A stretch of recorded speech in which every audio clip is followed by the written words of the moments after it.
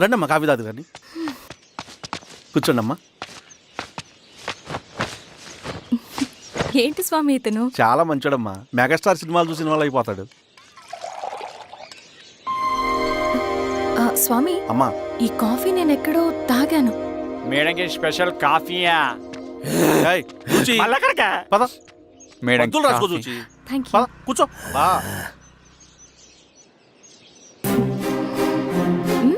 Coffee బాగుంది. ఎవరు చేశారు? మా రవణ పెట్టాడమ్మా. రవి? ఎవరు రమ్మను? రవణ మేడం పిలుస్తున్నారు.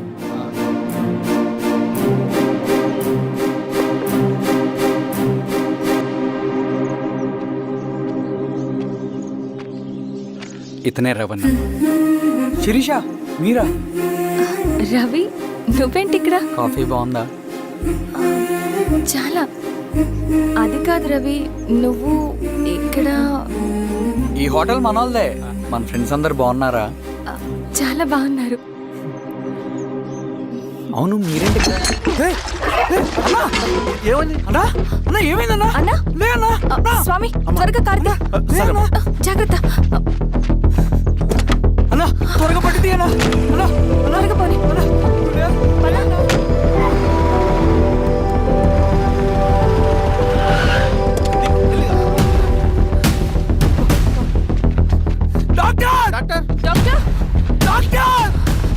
ఏమైంది డాక్టర్? త్వరగా చూడండి డాక్టర్. లోపల తీసుకోండి.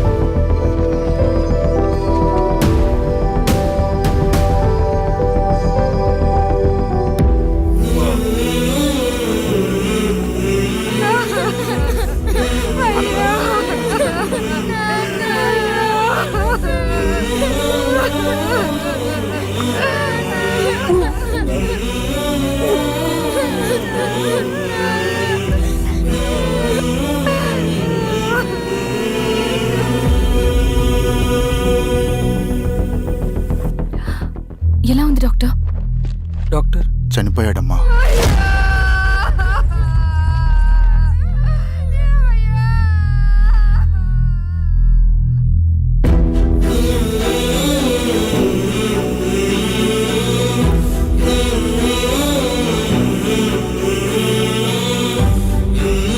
ఆ పేపర్స్ ఏంటి రవి?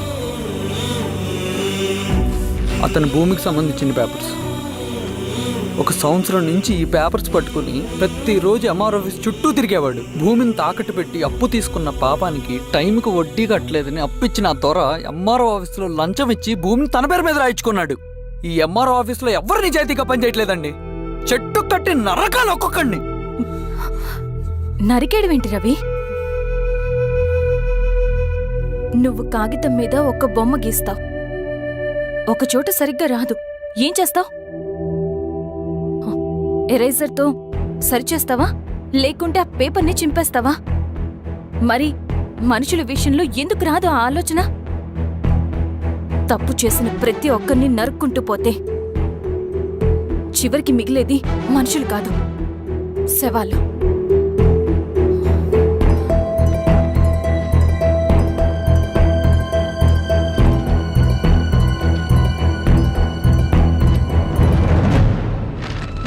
పదరవి రా.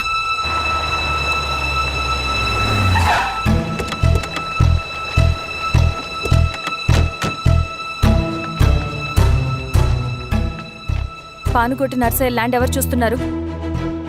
మీరెవరు? ఇదిగోండి అప్లికేషన్. ఇది డిస్ప్యూట్ ల్యాండ్, ఎవడేం చేయలేడు.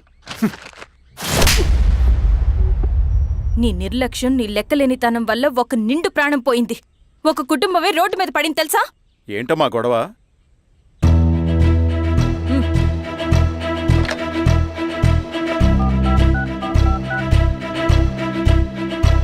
Hello sir.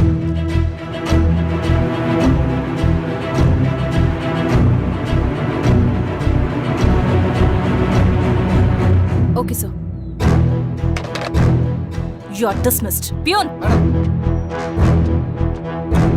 నేను ఒక పేపర్ ఇస్తాను, అది కలెక్టర్ గారికి ఫ్యాక్స్ చేయి. అలాగే మేడం. ఎవరమ్మా మీరు? ఈ ఊరికి కొత్తగా వచ్చిన ఎంఆర్ఓ.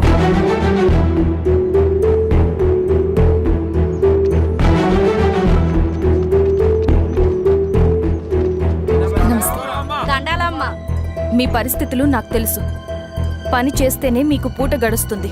పనులు మానుకుని మీరు ఈ ఆఫీస్ చుట్టూ తిరగాల్సిన అవసరం లేదు. మరి ఎట్టాగమ్మా? నేనే మీ ఊరొస్తాను. ఆ రోజు అరగంట వీలు చూసుకుంటే చాలు, మీ పని పూర్తయిపోతుంది. హాయ్. దండాలమ్మా.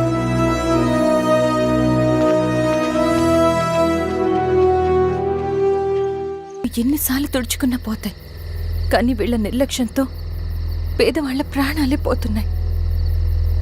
అన్నయ్య, మన ఊరి సమస్య పేదరికం కాదు, నక్సలిజం. నాలాంటి ప్రభుత్వ ఉద్యోగులు వాళ్ళ డ్యూటీలు సక్రమంగా చేయకపోవడం వల్ల విసిగిపోయిన జనం అడవిలో వాళ్ళ హెల్ప్ తీసుకుంటున్నారు. ఒక వ్యవస్థ ఇక్కడ సరిగ్గా పనిచేయనందుకే మరో వ్యవస్థ అక్కడ పుట్టింది. అందుకే నా పన్నం చేయనివ్వండి. స్నానం చేసి రండి, భోజనం చేద్దాం.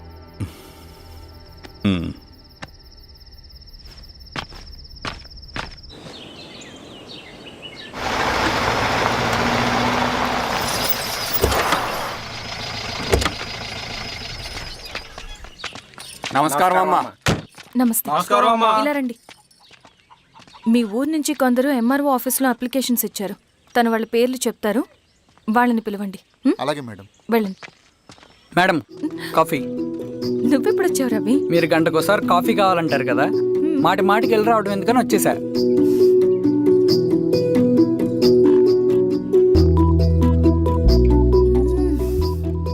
రవి, ఈ కాఫీ కోసమైనా నేను పెళ్లి చేసుకోవచ్చు. అదేంటి అలా అనేసారు? That's a compliment. భలే వారండి బాబు. దండాలమ్మా. నమస్తే. ఇలా ఇవ్వండి. చెప్పండి, మీ సమస్యలేంటో. పేరు తలుపుల వీరాంజనేయులు. ఉన్నది 3 ఎకరాల పొలం. చెన్నుపాటి ధనుంజయరావు అనే మహానుభావుడు అందులో 2.5 ఎకరాల భూమిని తన పేరు మీద రాయించుకున్నాడు. అడిగితే నీ దిక్కున్న చోటు చెప్పుకోమన్నాడు. దిక్కులేనాడు కాబట్టి 1/2 ఎకరం భూమి మీదే పెద్ద కుటుంబాన్ని నెట్టుకొస్తున్నాడు. అవునమ్మగారు, ఆ పొలం ఎలాగైనా తిరిగి ఇప్పించేయండి అమ్మగారు. ఆ పొలం కోసం 3 సంవత్సరాల నుంచి తిరుగుతున్నాను అమ్మగారు. వీరబాబు, వీళ్ళందరి దగ్గర కలెక్ట్ చేసుకో. మేడం, దాదాపుగా ఇక్కడ ఉన్న వాళ్ళందరి పరిస్థితులు ఇవే. వీళ్ళ సమస్యలు పరిష్కారం కావాలంటే మాట్లాడాల్సింది వీళ్ళతో కాదు మేడం, మన ఊరి పెద్ద మనుషులతో. ఆహా. ఇందు మూలంగా 50 మంది గ్రామ ప్రజలకి తెలియజేయదేవనగా శ్రీరామగిరి గ్రామ పంచాయతీ మోతుబరి రైతులు, సన్న చిన్నకారు రైతులందరూ రేపు ఉదయం 10 గంటలకి ఎంఆర్ఓ ఆఫీస్ దగ్గరికి రావాలా.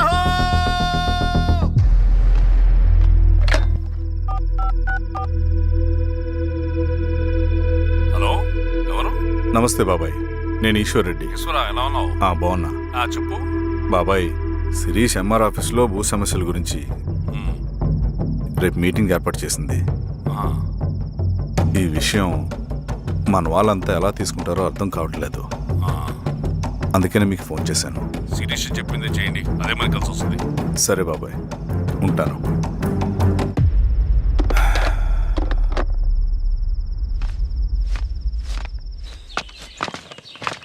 నమస్తే మేడం.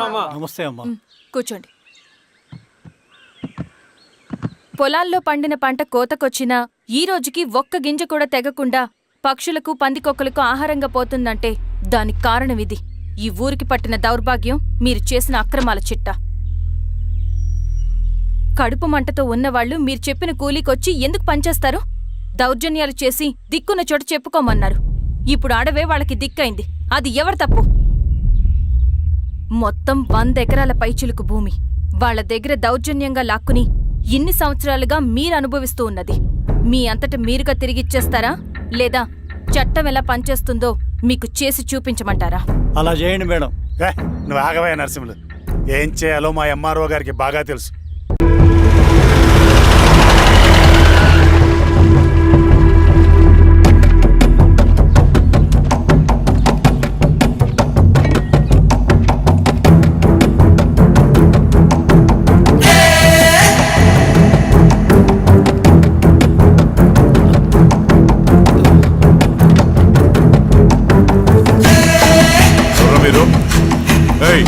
ఏంట్రాది?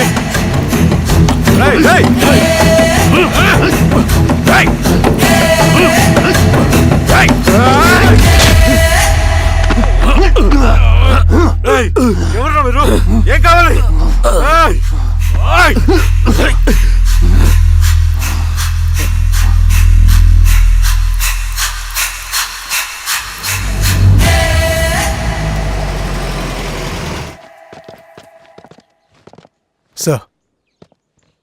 మన పోలీస్ టీం అడవంతా జల్లెడ పడుతున్నారు సార్.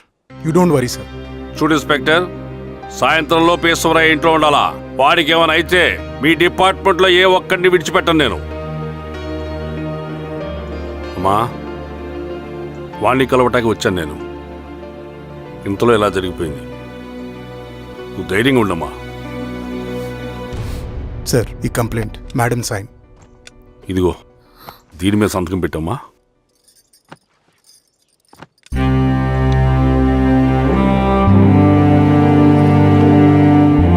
వెళ్ళండి, ముందెళ్ళి అబ్బని చూడండి. సార్.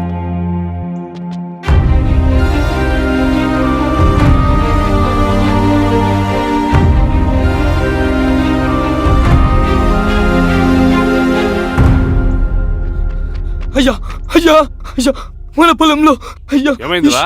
ఈశ్వర్య శవం శవం శవం. చల్లారెడ్డి, పద, పద, పద, పద.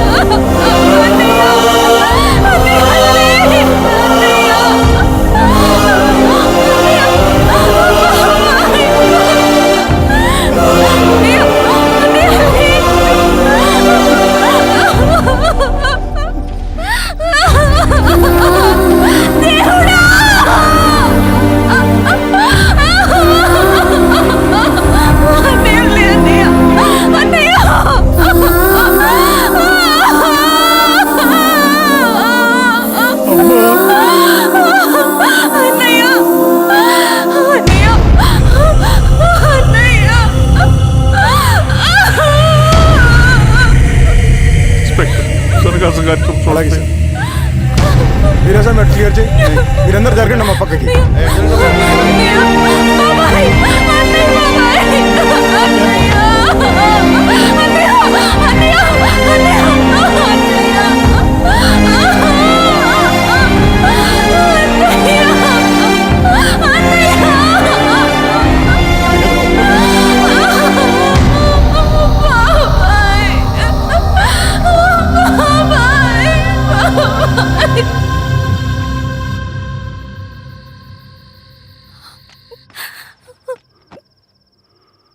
ఊరుకో అమ్మా, ఊరుకో.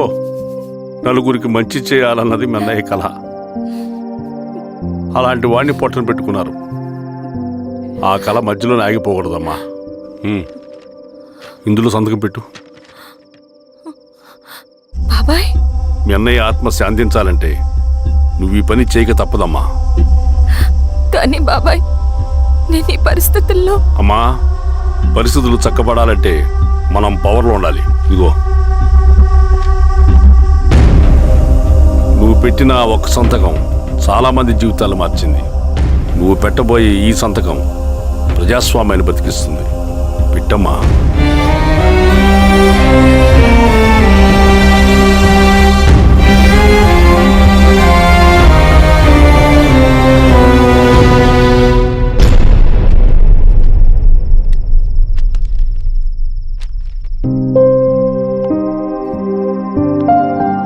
వెళ్ళొస్తాను.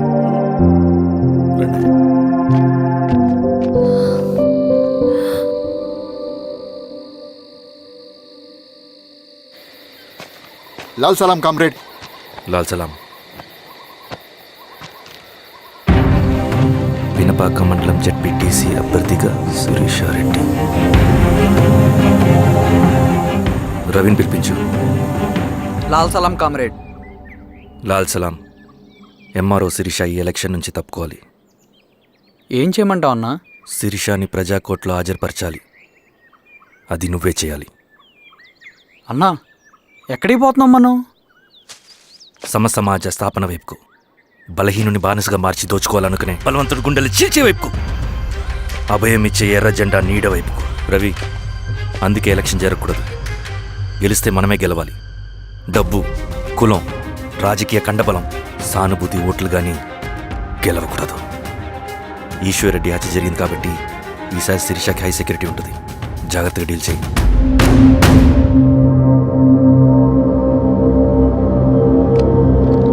ఇక్కడ విప్లవ లక్ష్యాలకే తప్ప ఎమోషన్కి చోట్లేదు రవి. హత్యకి గురైన నరసింహులకు 2 పసిబిడ్డలున్నారు. అలాంటి ఎందరో పసిబిడ్డల భవిష్యత్తు కోసం మనం ఇచ్చేసినాం రవి. రవి, సెకండ్ వరల్డ్ వార్లో జర్మన్ సైన్యం స్టాలిన్ కొడుకుని బంధించింది. తమ జనరల్స్ని వదిలిపెడితే గాని నీ కొడుకును వదిలిపెట్టమని బేరం పెట్టింది.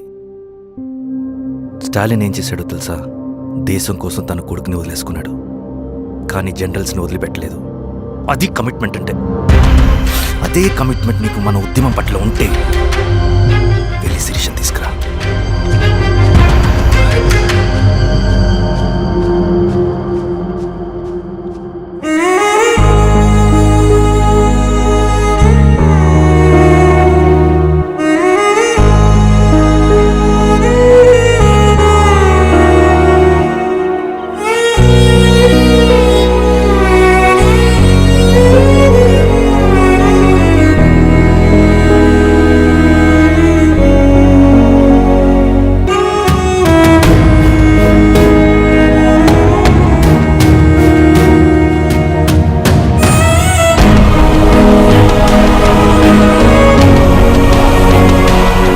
అదే కమిట్మెంట్ నీకు మన ఉద్యమం పట్ల ఉంటే వెళ్ళి శిరీషను తీసుకురా.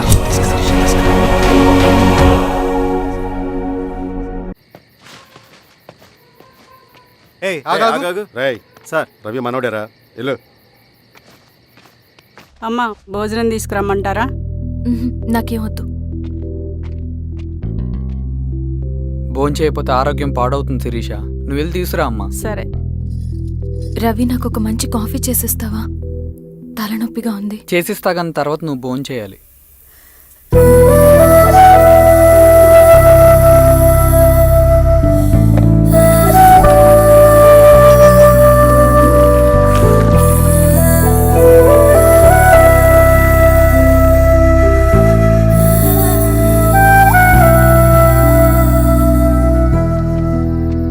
మీరేంటిలా? మంచినీళ్ళ కోసం వస్తున్నాను. ఓ, లోపల ఉన్నాయి, పదండి.